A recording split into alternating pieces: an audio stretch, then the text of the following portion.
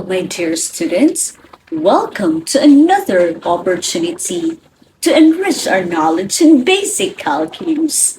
Today, we shall discuss the limits of transcendental functions. Do you know why they are called as such? Transcendental functions are functions that cannot be expressed using a finite combination of algebraic operations of addition, subtraction, multiplication, division, raising to a power, or extracting a root. Examples include the functions logarithm of x, sine x, cosine x, e raised to the x power, and any functions containing them.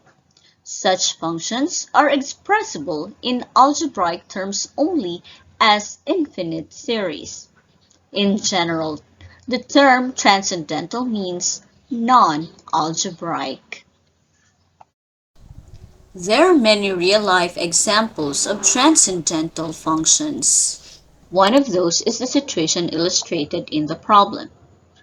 When the lockdown was implemented, a family has received 20 kilos of rice as relief. In order that it will last for some days, the mother thought of strategy. Every day, she will just use 1/10 of the rice that they have received. Just in case the cooked rice will not suffice to feed everyone, she will just mix it with corn or sweet potato. Will there be a time when they will have no rice to cook? To know the answer to the question, we can make a table of values or we can determine the function that can model the given situation and then analyze the graph to arrive at a conclusion. To start, we identify the variables in the problem. The variables described in the situation are the day and kilos of rice left per day. To get the kilos of rice left for each day, we will multiply 9/10 by the number of kilos left prior to the given day, since for each day, 1/10 of what is left is consumed. For day 0, there will be 20 kilos. To get the number of kilos of rice left for day 1, we get the product of 9/10 by 20, giving us 18. To get the number of kilos left for day 2, multiply 9/10 by 18, giving us a product of 16 and 2/10. We do the same for the succeeding days.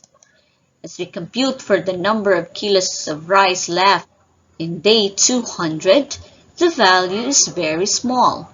It is nearly 0. Yet, we cannot say that there is none. With the given data and exploring more about the given conditions, we can say that the family will never run out of rice. In general mathematics, you have learned how to illustrate this kind of situation through exponential functions. We can say that it is of the form y equals a b raised to x, where a is a constant, b as the rate of change, and x as the independent variable. With this, we can have our working equation as y equals 20 times 9 over 10 raised to x. Since we are asked to find out if there will be a time that the family has no more rice, it implies that the time is indefinite. Applying the concept of limits of function, we will have to evaluate the limit of 20 times 9 over 10 raised to x as x approaches positive infinity. Graphing the function, we will have a curve which has a decreasing trend. In the graph, we can clearly see that as x approaches positive infinity, the value of the function approaches 0. Hence, the limit of 20 times 9 over 10 raised to x as x approaches positive infinity is 0. It is consistent with our conclusion that they will not run out of rice, but in the strict essence, the amount of rice will be extremely small that it can be considered insignificant. Now let us explore further the limits of exponential functions. In general mathematics, you have learned that an exponential function is a relation of the form y equals b raised to x, where the exponent x is a real number and that the base b is a positive number not equal to 1. Just like any polynomial function, the limit of exponential functions can be evaluated using table of values or graphs, or by merely substituting the value at which x approaches 2 whenever applicable. Consider example number 1. Find the limit of 3 raised to x as x approaches 2. Let's have first table of values and then verify our answer using the limit laws and the graph of the function later. Remember that you can use your preferred values for x as long as you use values which are getting closer to the given value of a. In this case, we have a equals 2. The limit has two sides.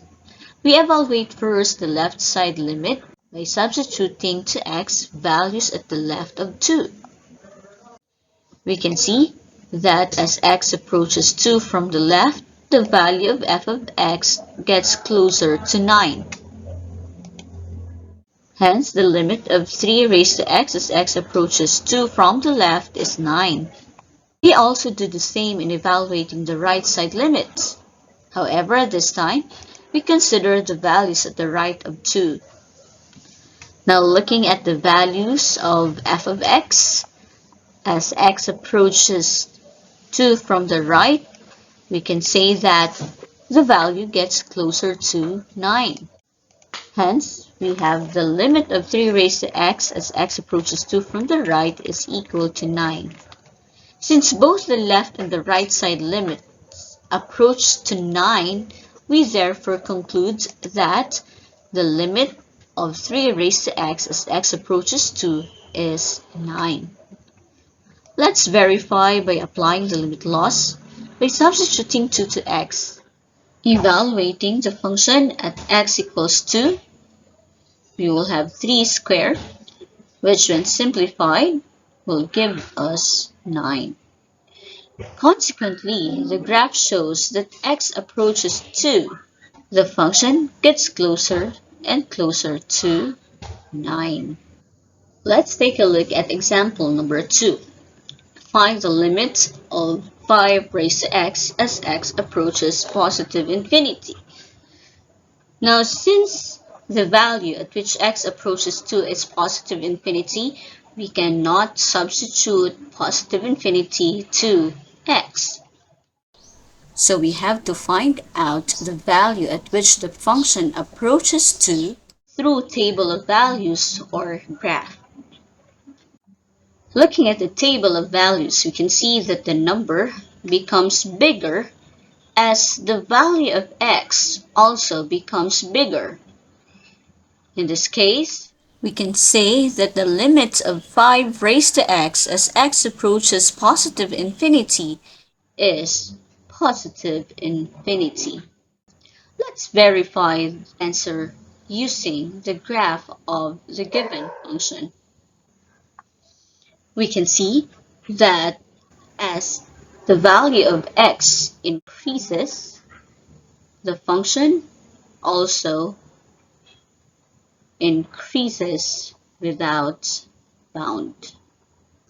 On the other hand, we can also say that as the value of x decreases, the value of f of x approaches 0.